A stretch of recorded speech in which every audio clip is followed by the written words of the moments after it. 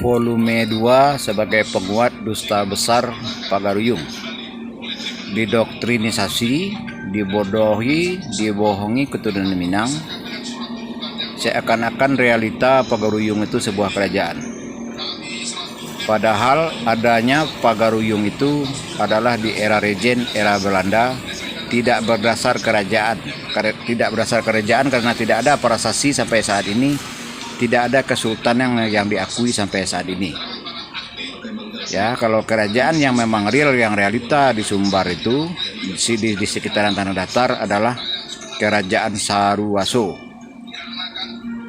Ya, karena era Belanda itu era kesultanan, tidak ada lagi era raja alam. Pagaruyung tidak ada.